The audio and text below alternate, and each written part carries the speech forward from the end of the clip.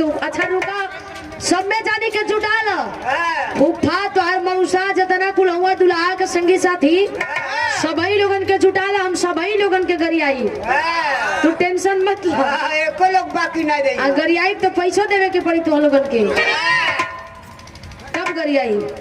एक गरिया के कहत हुआ फूफा के खाली फूफे के काहे गरियाई सभी के हम गरियाई आज दिनवे ऐसन बा आ तोहरों के गरियाई आवता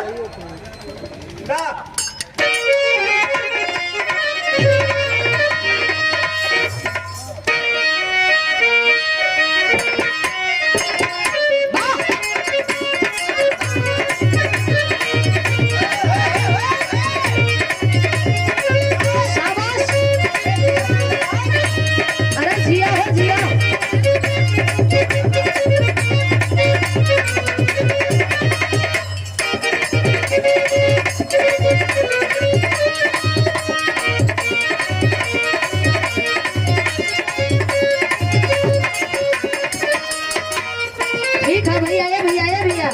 रहेगा बहुत सारा बात तू और से घुमा दो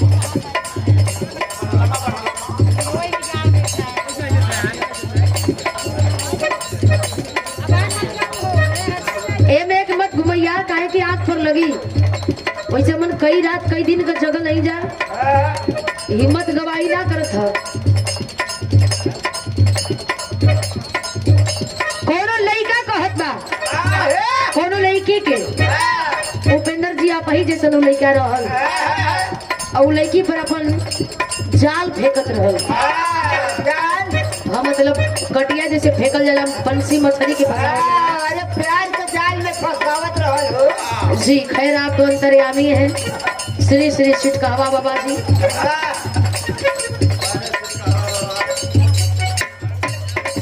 है ना कहाँ कैलस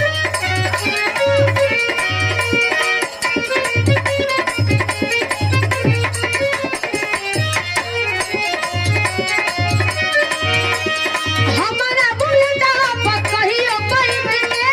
सत बेकीना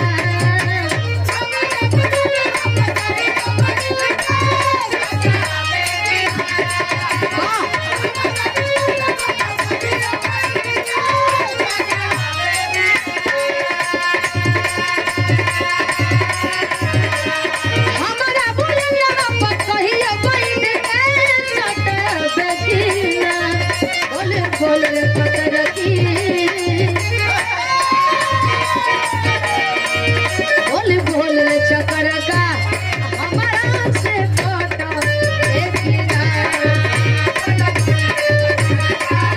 हमारा से फोटो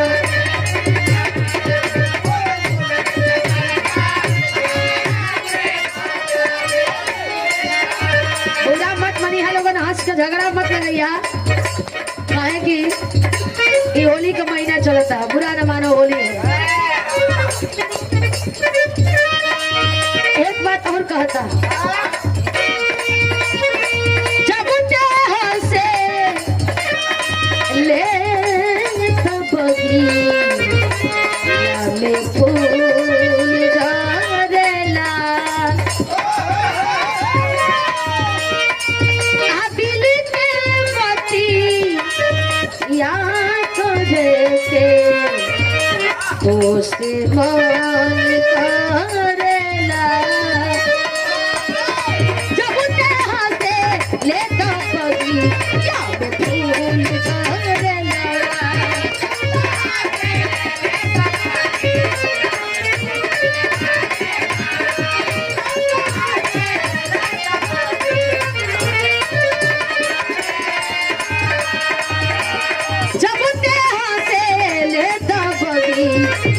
फूल झरेला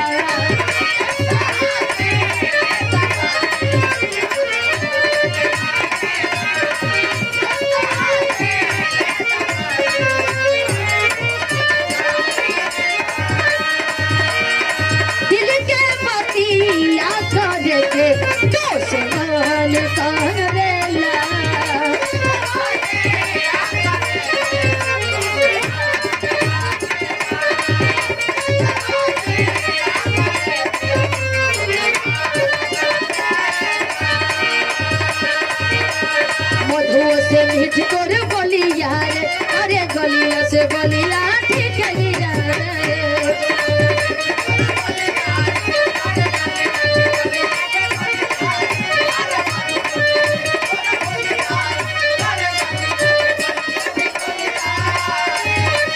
नमवा के हमरा रतनमा तू कहिया ले रतन देखिया